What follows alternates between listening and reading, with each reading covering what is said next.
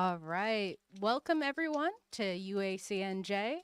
Uh, we did choose to have an on site program today, despite the excessive clouds and rain.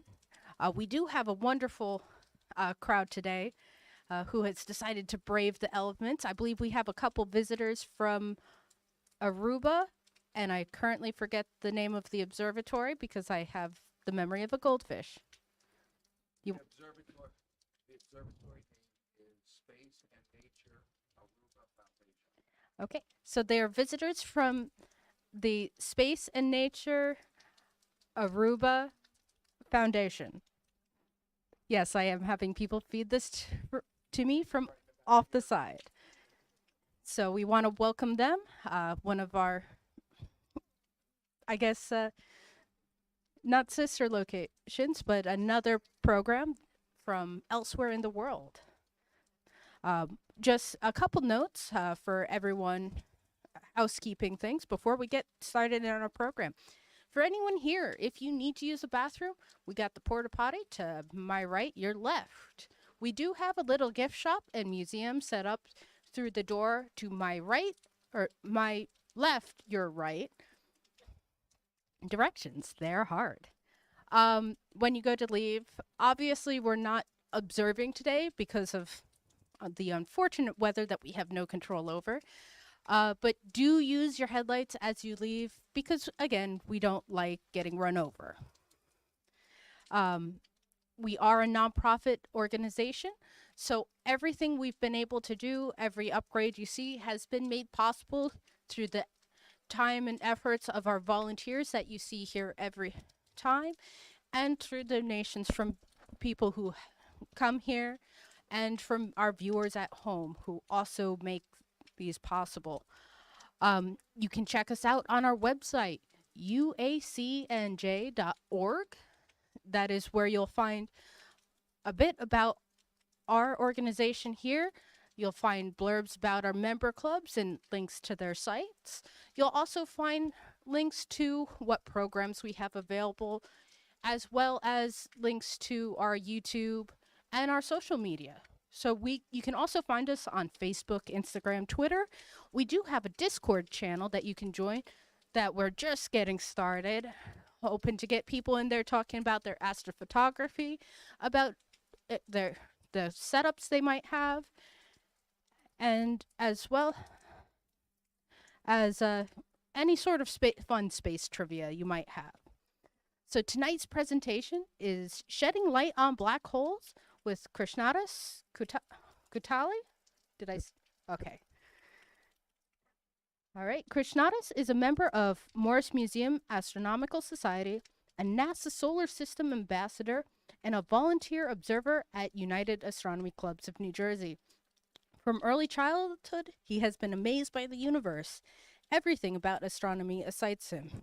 He asks the same questions that most of us ask. Where did this all come from? Is there life out there? And with that, enjoy tonight's program. Thank you, Kim. Good evening, everyone. I can't speak enough about your excitement about astronomy because such beautiful weather and you're all here instead of staying warm at home. I think Kim has gone through welcome slides. Yeah. So we're going to talk about black holes. Recently, there was some big news about black holes. Did anyone hear about that? Yeah, not Kim. You're accepted.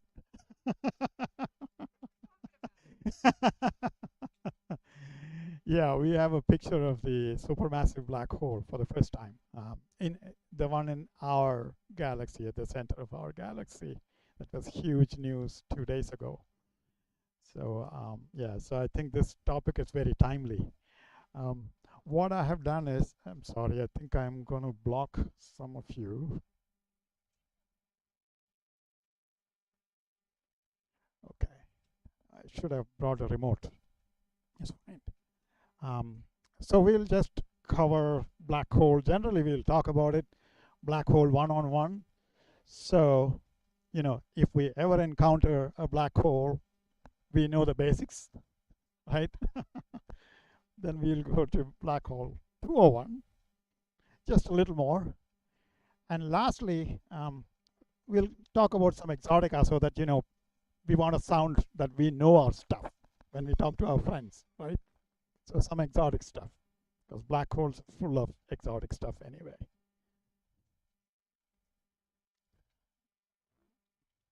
So let's just look at what is a black hole. Can anyone except Kim?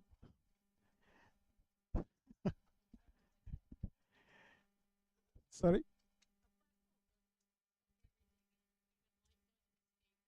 Right, exactly. It has so much mass that the gravity is so strong that even light cannot escape it. Yeah, exactly. It's an object with such strong gravity that not even light can escape from it. Which means if we shed light on it, it's going to happily absorb it. It's not going to reflect it. And whatever happens inside, no light or energy is going to come out because light cannot escape from it, let alone any object that we may throw at it, right? What else we know about black holes? Here is something that I think a lot of children know, that if you get close to a black hole, you'll get spaghettified.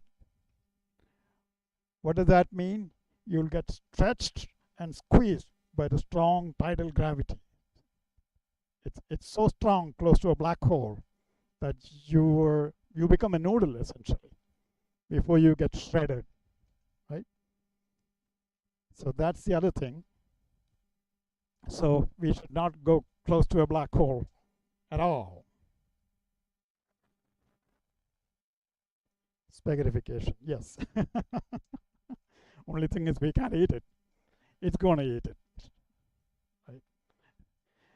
All right, so here is a small demo, a simulation of what happens to a star that gets too close to a black hole.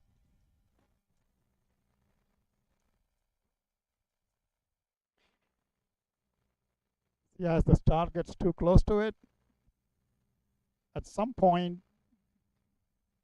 okay, we'll talk about it after watching it.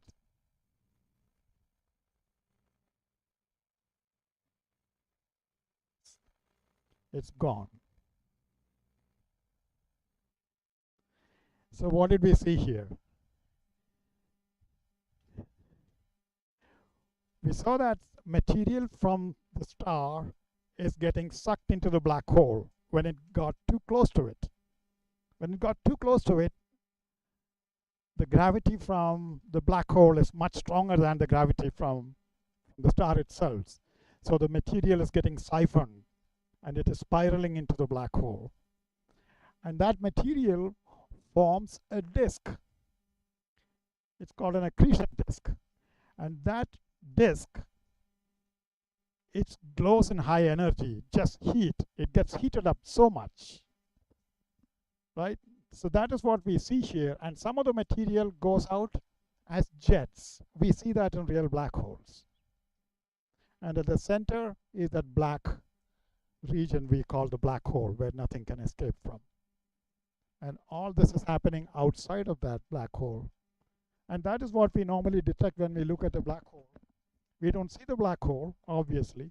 We see the energy coming from the region surrounding it, the matter that is glowing in X-ray, typically. That's what we see.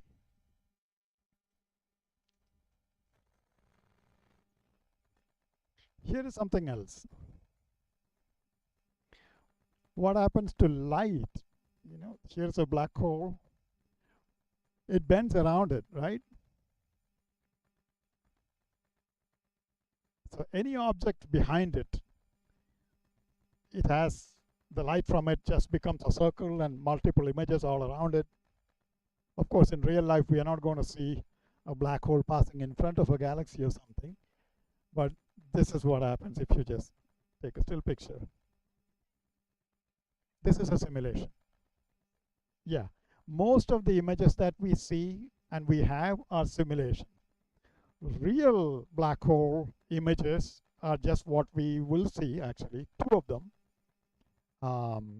One will be the first image taken similar to the one released 2 days ago. That is from the galaxy M87. We will see that. And the second one will be our own galaxy supermassive black hole.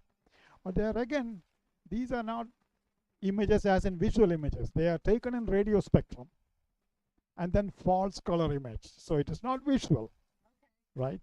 But the intensity will show the brighter regions are where it is glowing in more higher intensity. That's what it will show. Right. One thing before we proceed further, I ask that if you do have any questions, please hold them to the end when we have our question and answer session, just so that our online guests can also hear the questions. I will be going around with the mic so everyone can hear, because chances are if you have the question, they also have the same question. All right. Okay. So we have a couple of slides on black hole 201. The idea of a black hole is not new at all. It goes back at least a couple of 100 years. Soon after Newton came up with his theory of gravitation, that was the first time ever that people could do calculations on bodies moving around other bodies, or things, you throw something up from another body and how far it's going to go, what's the speed, all that, right? So there were two gentlemen who worked on Newton's theory, tried to apply it in different scenarios. John Mitchell in England and Pierre-Simon Laplace in France, around late 18th century, 1780, 1790, that time. They calculated, we all know there is something called an escape velocity, right? From planet Earth, if you want to launch something to escape from Earth's gravity, you need to launch it at a speed of something like close to 7 miles an hour or something, right? From the sun, it is much more because it is more massive and gravitational force is much stronger. So they calculated that when a lot of mass gets accumulated in a region, say a star, it can be so massive that even light cannot escape from its gravitational force. So they theorized that there may be huge or very massive objects which are invisible, and they call them dark stars. So these two gentlemen came up with that idea about 200 years ago, something like that. Now that the term dark star kind of existed, and I think till about 1950 or 1960 it was common. The black hole, that term came in the 60s. So until then, we didn't have a good term for that. So dark star, so here is an expression. You can forget that expression for the escape velocity.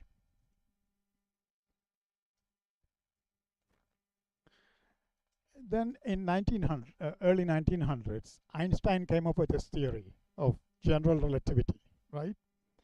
So Carl Schwarzschild worked out a solution for his equation and came to the same conclusion, that when a massive object gravitates so strongly, the space around it will be so curved that even light cannot escape from it. He worked that out.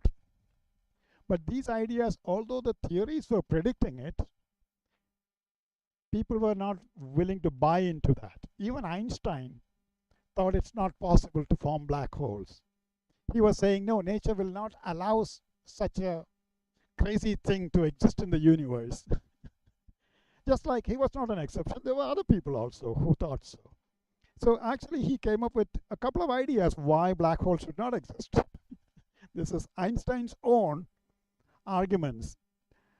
Einstein's theory is what predicted it, but he himself didn't believe it. So in one argument, he's saying when you compress an object or stars so to such high pressures, the particles will be moving at light speed and you won't be able to compress it anymore.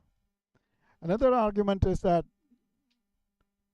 the pressure inside will get infinite pressure. So, black holes cannot form in nature, although theory may predict it. So these were his arguments. And these arguments actually went on for many decades. I'm talking about this was around 1919, 1920 time frame.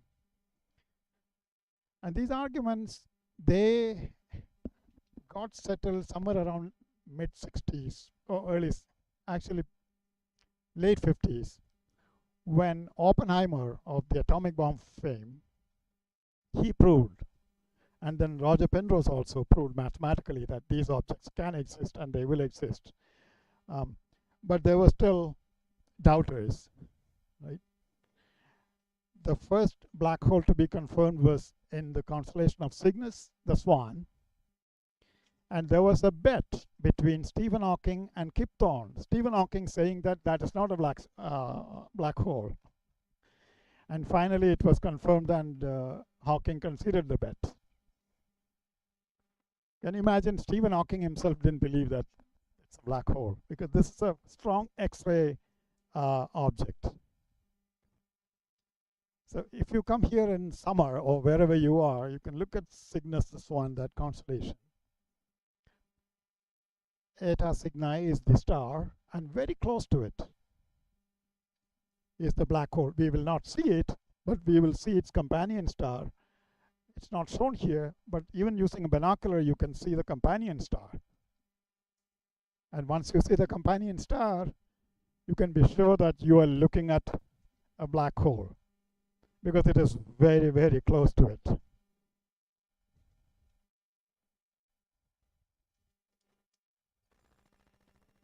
So here is an animation of that.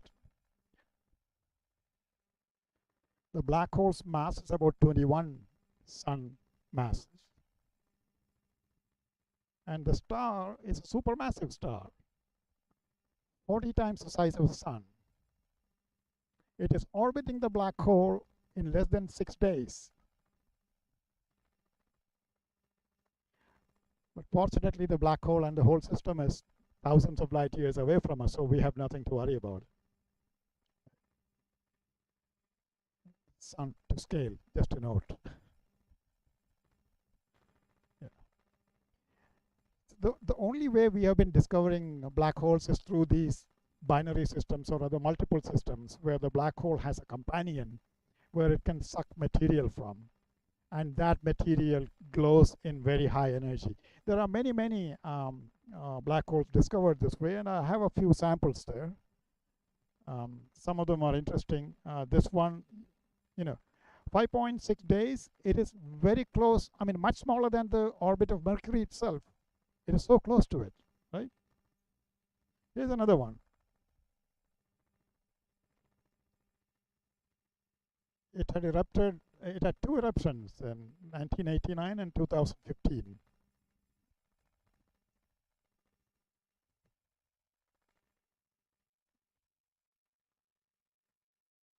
Here is one. It is orbiting, the star is orbiting the black hole in 2.4 hours. It is so close to it. It's a small star, 1/5 the mass of the sun. It is close to 30,000 light years away from us.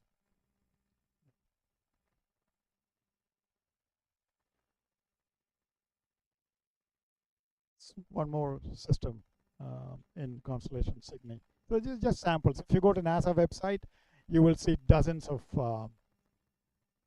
confirmed black hole animations. Again, we cannot take real pictures because we don't see the black hole, but we can see the orbits of the companion stars, and they move so fast. And using standard laws, we can determine what's the mass of its companion, and the companion is invisible, then it's most certainly it's a black hole. Okay, one more.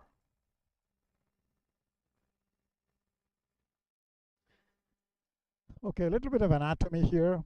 So we saw some animations, but what does the black hole look like? The hole itself, there is nothing to see because it is black. There is no structure to it. Whatever structure we can infer and theorize, and we can actually observe them, it's all in the environment of the black hole, when material gets into it and how far it can go, staying visible before it vanishes, right? So here is the accretion disk that we saw that, right, in the animations. At the very center is the singularity, where it is a single point according to theory, that all mass is concentrated at a single point, right? Event horizon is that boundary where if an object crosses that boundary, there is no chance it will escape. Even light cannot escape from it. And then there are some other things. There will be a sphere of photons circling that event horizon. There's a jet. When material falls into it, some of it will get some velocity and it forms a bipolar jet. We'll see an actual image of that. So these are some of the features of black hole. I mean, features as in quote unquote, because we cannot see inside the black hole, obviously.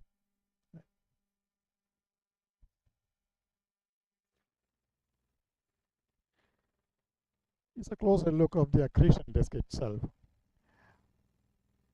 Now, can anyone, has anyone seen this kind of image?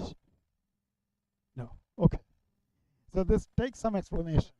Where is the accretion disk here? And what are these things?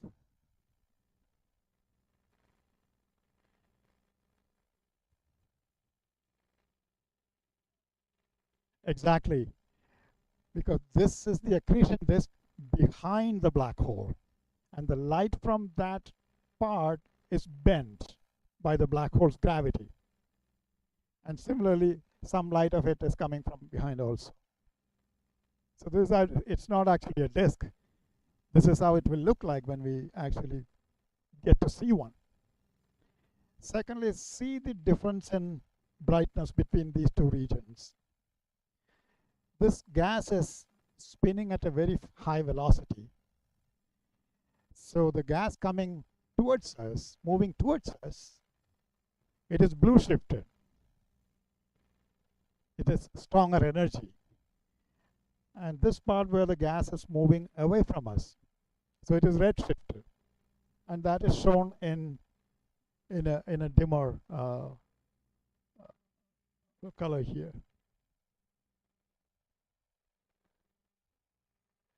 Again, all these parts are shown here. This is the shadow itself. Here is the ring of photons outside of that event horizon. Is the image of the accretion disk on the far side. These two, and the accretion disk itself, and the effect of Doppler shifting. If you have seen the movie Interstellar, I think it shows animation very similar to this. Because Kip Thorne, who is the science person behind the movie, he was a black hole researcher. Is a guru in gravitation. He did a lot of work gravitation, black holes. I just want to show a little bit of a similar. This is just for fun. What will it look like if two black holes are orbiting each other? There are many.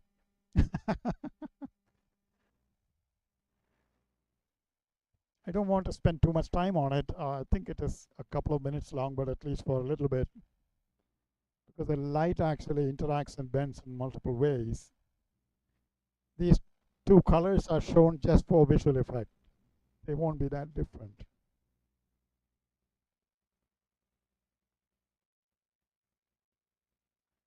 See the light getting distorted. And the image of that one is here. And this one appears over there also. Because light going far away is getting pulled into. Right?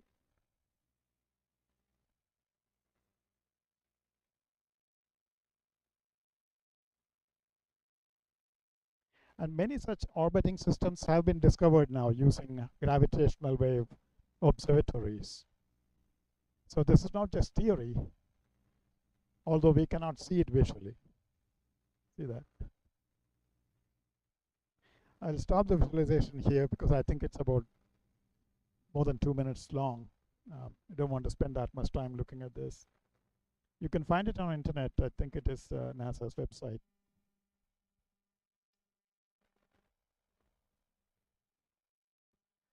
All right, so We saw many black holes in our galaxy, which are end-of-life stars, right?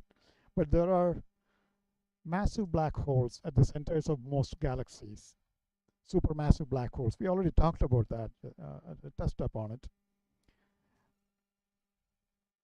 Very small galaxies, there are no black holes there, at least no supermassive black hole. Something around the size of our own Milky Way galaxy, there are millions of solar mass black holes. And then as the galaxy size grows, there are gargantuan black holes deep inside. So there is a strong correlation between size of the galaxy and the mass of the central black hole. And we can see that in many instances. M87 is an example, we'll see that. Here is a visual image. This is an actual image of the galaxy M87 in Virgo cluster and Virgo galaxy. What we are seeing is a relativistic jet of material coming from that black hole. This is, we saw in an animation that when material gets to the black hole, some of it gets imparted with a very high velocity. And this jet is several thousand light years long. And it is moving at very high speed compared to the speed of light, almost the speed of light. So much so that when we look from Earth and calculate the velocity, it seemed like the jet is moving faster than the speed of light. It was an illusion, actually. There is, within about 6 years, a lump of gas seemed to have moved something like 30 light years, which is impossible. It was a calculation effect. You need to consider, and it's coming almost towards us. That's one effect. Then the time difference. A jet that is moving at that speed, its clock is running at a different speed, right? So all those effects need to be considered. Then everything works out well. So initially this was a big surprise, that can something move faster than the speed of light? This was one of the culprits that created that debate. And 2 years ago or so, the Event Horizon Telescope took this picture of that same black hole. So here we can see, 2 days ago when the picture was released, you would have seen a similar image, right? Here is the accretion disk. And the even the black hole itself. It's a silhouette that we are seeing.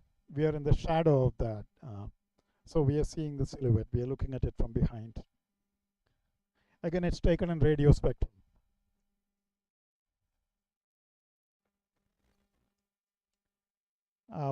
We'll take a look at our own galaxy in Sagittarius. The center of the galaxy, we have a black hole, right? It's one of the, it's probably the most studied supermassive black hole because it is so close to us.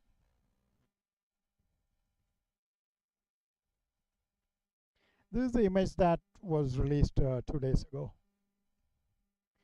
Again, it seemed like it is tilted towards us, but the scientists are not sure if it is really tilted because the margin of error in these calculations and models is so wide that they cannot rule out that it is flat towards us.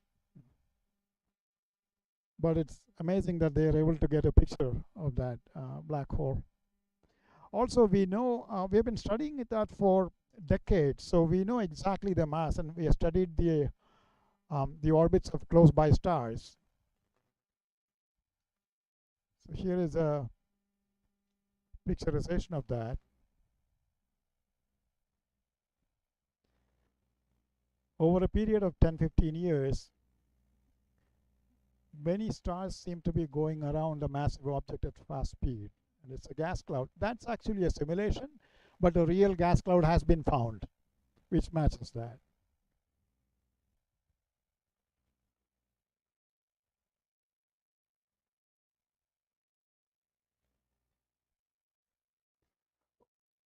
So when we look at these, the orbits of these stars, it is possible to exactly calculate the mass of the object that it is orbiting around. That's how we know that it's about 4 million solar masses.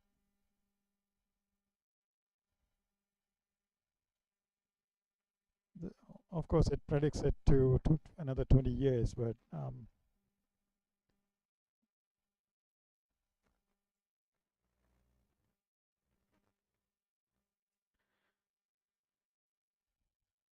okay, this is just more of academic interest maybe. How do black holes form? Our standard model is that it comes at the end of massive stars. That's the stage, final stage in the evolution of, or the life cycle of massive stars. So we have, at the lowest end, we have brown dwarf. These stars, they have a very long life.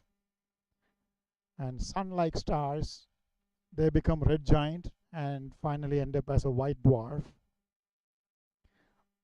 About 10 solar mass stars, they become supergiants and become neutron stars finally. And something like 30 solar mass stars, when they explode, their core will be massive enough, something like at least 3 solar masses or maybe 5 solar masses. Their core will be massive enough that it will become a black hole. And there are some nuances to that, but I just wanted to show you basically.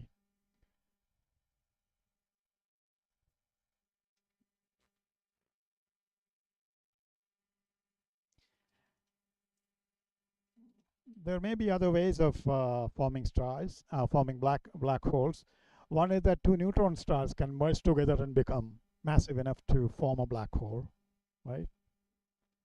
The other is that we are still not sure how these supermassive black holes form, whether they formed as, you know, at the end of massive stars and then they accumulated material, or in the early universe whether there was any mechanism through which black holes form. Because early universe, we know it was very dense.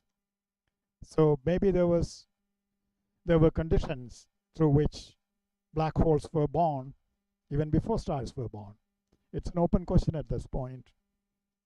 And there are other possibilities as well. There are some mysteries regarding dark matter and all that. So if there are sufficient number of black holes in the primordial universe, perhaps they could explain some of those mysteries.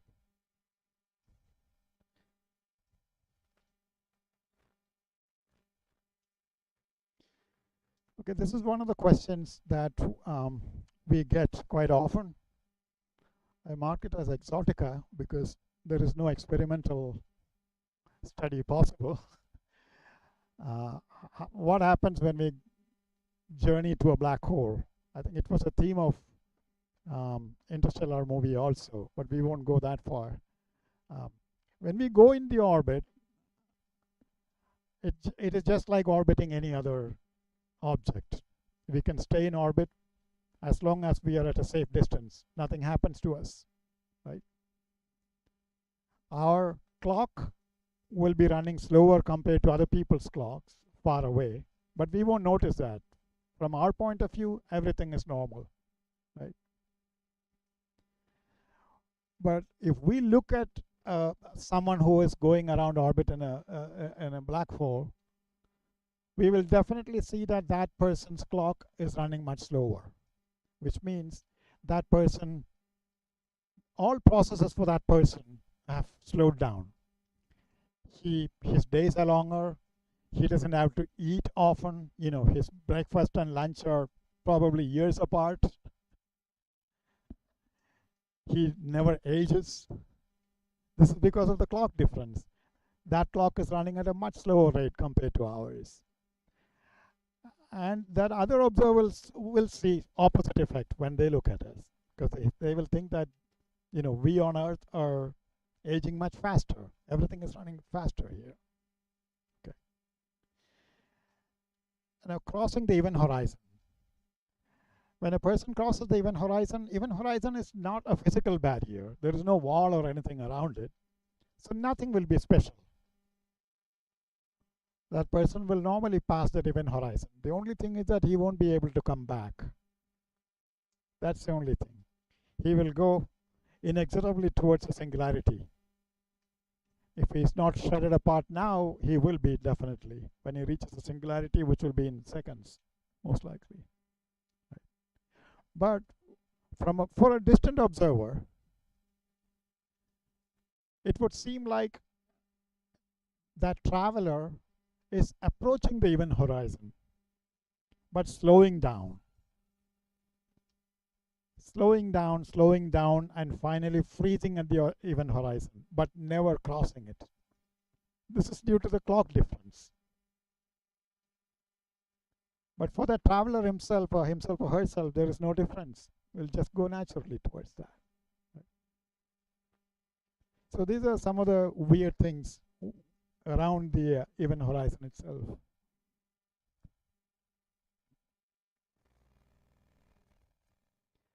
So we know that there is a singularity at the very center of the black hole. There are a couple of different models. One is a very simple model, and the other is a little more realistic model. In either case, calculations show some really weird things. What it shows is that in our world, time moves in one direction. We cannot escape from it. We are here at 8 o'clock, we will be moving towards 9 o'clock. We cannot go back to 7 o'clock. But in space, we can move to left, right, up, down, north, south, whatever. But this reverses once you cross the event horizon. At least in theory, you should be able to move around in time. We don't even know what that means. But in space, you are moving towards one point. There is no escape from it. You are here and you are moving towards singularity. There is no way out of it. That's the difference. So this is one of the scientific holes through which sci-fi writers, create wormholes and other universes and things like that. And there may be some mathematical reasoning behind it, but it's a fertile ground for sci-fi.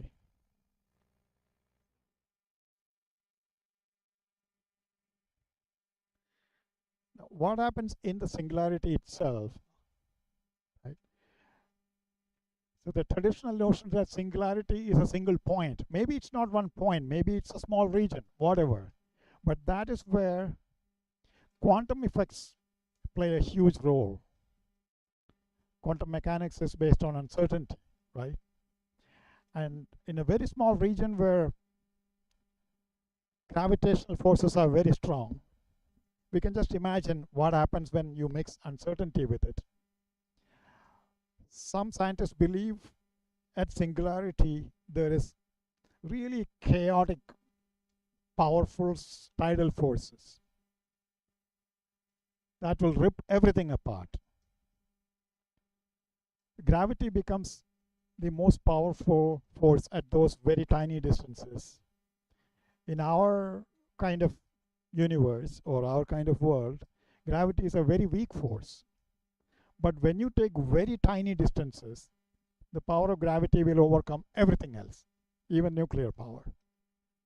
So at such high gravitational force combined with random fluctuations, that is what is probably to be expected.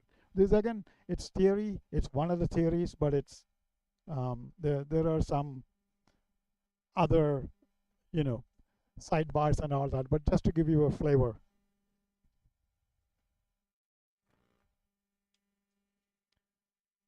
Here is the afterlife sci-fi scenario, what happens at singularity. This is actually based on maths by these two folks on the left side. So according to this theory, what happens is that at the singularity,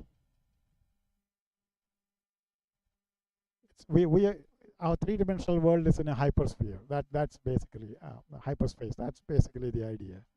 But once we have a singularity formed, it finally detaches from our universe and then go and attach itself somewhere else, at another part of the universe. Mathematics allows that. I don't know if reality will, but movies can be based on it. So there's some exotic stuff that I wanted to show you, which is based on math, but we don't know if it is really possible. Let's relax a little bit and look at some simple stuff. So it turns out that black holes are really simple objects. There are only three quantities required to describe a black hole. It's mass, angular momentum, and electric charge. And we can ignore the third one, because if a black hole has, say, a negative charge, it will attract a proton and then neutralize itself. So electric charge will be negligible.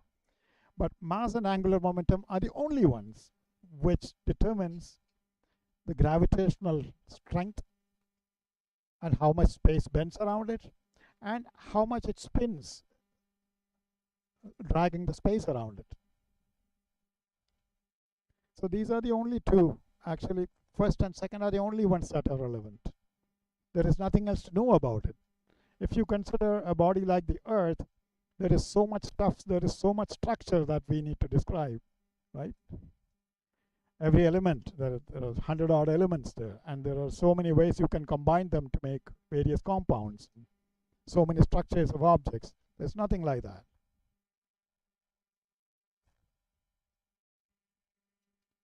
Here is another exotic statement that you will see: black holes have no hair. The idea is that a black hole has no features. Its event horizon is very smooth. There is nothing around it.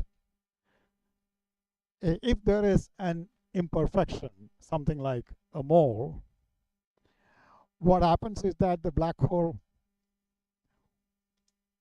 will pull it in and emit a ripple, a gravitational ripple in space, and then become spherical again. That's the idea. So regardless of, whatever shape it started with, it will be a sphere. They have no hair, means no features, nothing. It's very smooth.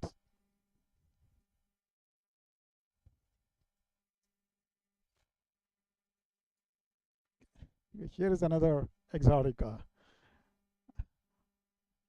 Black holes ain't so black. Now, black holes should be really black, right? Because it cannot emit anything. It doesn't reflect anything. So the temperature should be absolute zero, right? It can absorb photons, but it cannot emit it. So temperature should be zero, right? But turns out it is not. When you combine quantum mechanical effects that happen around the event horizon, according to quantum mechanics, there are virtual particle pairs that form, and in normal space, they recombine and energy becomes zero. But close to an event horizon, it can happen that of the pair that came out, one can fall inside the horizon and the other can go out. The one that went inside cannot come out, and so they cannot recombine. So the one that comes out becomes a real particle, and that emits radiation. But this is just theoretical. Okay? The temperature is really, really tiny. We don't think at this point we can detect it because cosmic microwave background itself is much warmer than that, but it's a trillionth of a trillionth of a trillionth of a degree. But it's still theoretically it is not exactly zero black. That's the idea.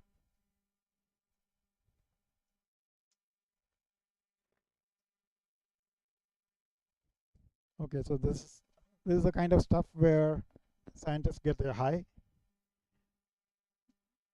So we talked about black hole temperature, right? When that one particle goes inside the black hole, it turns out that the black hole shrinks a little bit. In other words, the one particle that comes out of the horizon is borrowing energy from the black hole. So the black hole shrinks a little bit. And when such shrinkage happens continuously, eventually the black hole can evaporate. It will take a very long time, probably 10 to the 65 years or something like that, which is too long. We are currently in billion years kind of scale, right? But that's the idea. When a photon escapes from there, a virtual particle, black hole shrinks a little. Now there is also a fundamental principle which physicists have a fixation about. It's called information preservation. Information cannot get destroyed. But if an object goes into black hole and if it evaporates like this, it seems like information gets destroyed. So this is an active, you will see in newspapers and magazines, you will see, oh, someone has solved it. After a couple of years, there will be another article saying, no, there is a problem with it. It's not solved. So Stephen Hawking and others, they're big on this. Hawking is no more, but I just wanted to show you may come across information paradox when you read about this thing. Right now, some people believe it is solved. Maybe it is, until someone else comes along and says, no, it is not. Okay. All right, I think that is what I wanted to share. The Exotica stuff was just for, just to show off.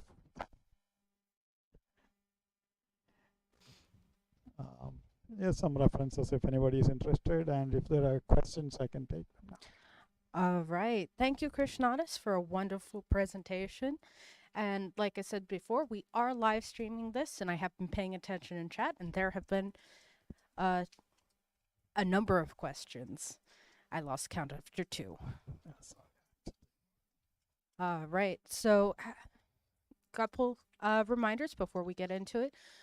If you need the bathroom, we got the porta potty to my right, your left. We got the museum and gift shop if you so desire. And do check us out on our website for any details, as well as our social media. We do post interesting articles, and we also advertise what our next program or any special events we may have will be. All right. So how this will work is I'll usually do one from online chat, one from you guys in the audience that is here. So we're going to start off with our first question. And actually, it's more of a comment. They said, infinite pressure. Sounds like working in retail. On a more serious note, do we know what Stephen Hawking and Kip Thorne wagered in their bet? Yeah, I didn't, because there may be children here, I didn't want to mention. Ah. But no, actually, these guys are ordinary folks. The wager was for a 1-year subscription to Penthouse magazine, I think. I've heard of worse wagers. Right. Do we have a question from our audience here?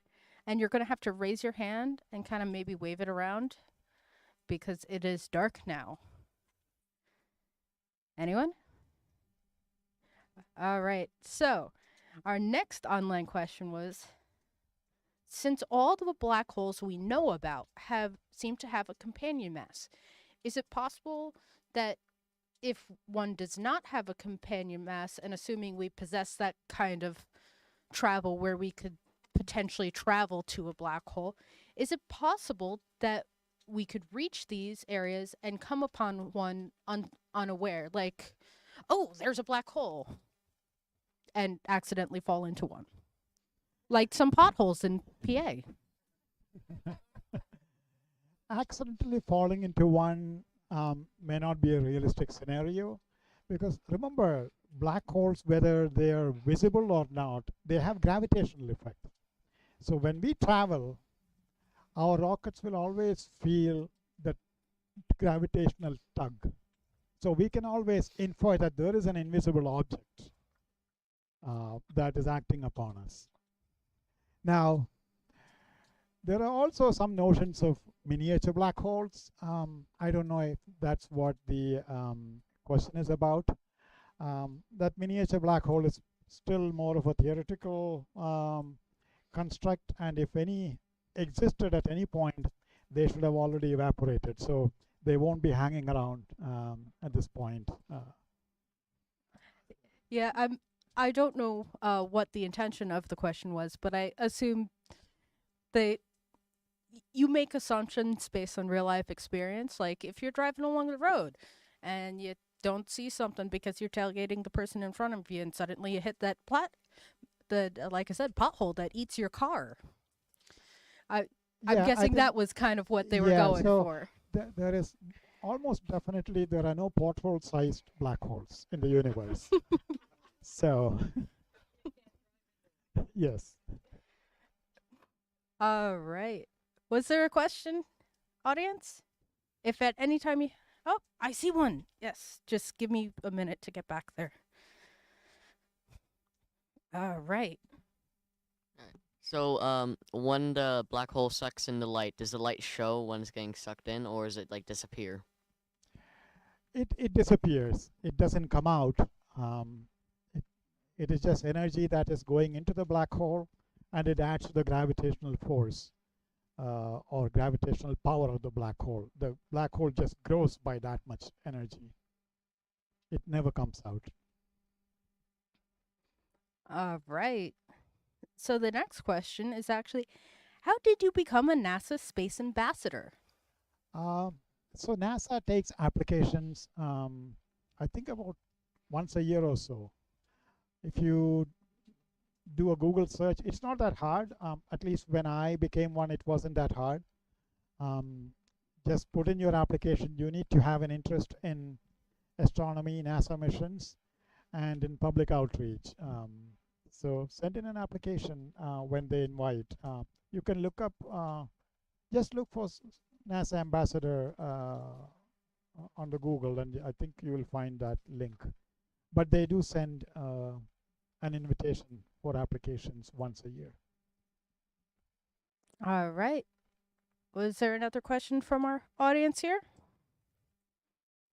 All right. So our next online question was, would a poorly placed jet of stuff from a black hole, because we just saw images of stuff traveling at what appears to be faster than light, but not quite, pose a danger to what's in its path?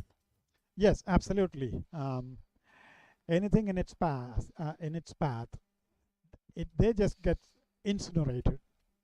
And these jets can be very long, light years long, and the one that I showed is probably 4,000 or 5,000 light years long. So if there is anything in its path, it's not going to be good for it. How many light years away would a danger like this be to us? So let me maybe answer a simpler question. I will ask that question for you and see if it satisfies. So how close a star needs to explore and form a black hole so that we can be in danger? Is that kind of a question you are asking? Yeah. Something like 50 light years. I think, yeah. Someone in NASA has done a calculation and said if a supernova goes off and forms a black hole, that energy from the explosion, if it is within 50 light years or so, it can damage, our ozone layer and all that, and we can have some ultraviolet problems.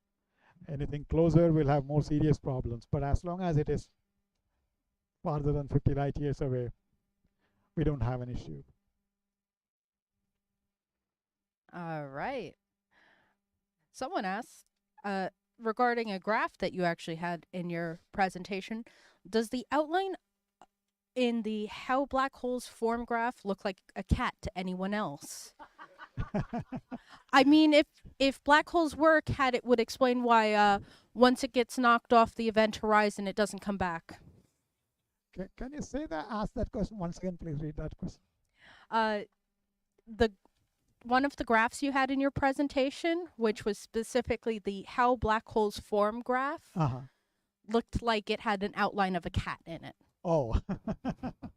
And they were wondering if anyone else was seeing it. I will look at it again. I have to admit I didn't notice the cat, but it's a pattern that probably is there. All right. Anyone else here have a question? All right. Continuing with the comedy, this just in: black holes have a deal with Nair. They have no hair.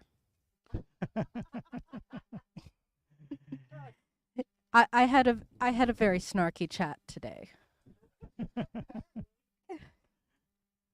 Yeah, but- so just to give a background on that, because the term black hole itself was not taken well by the publishers when Wheeler published that.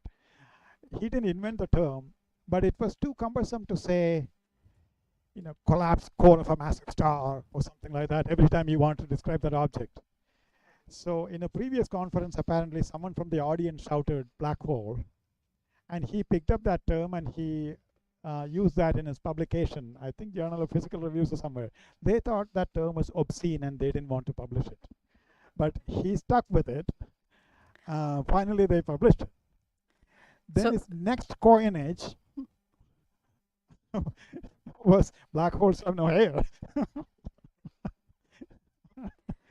We don't know what the reaction was to that coinage, but both terms stuck. So basically, what I'm hearing is he fall prey to a clickbait title. All right.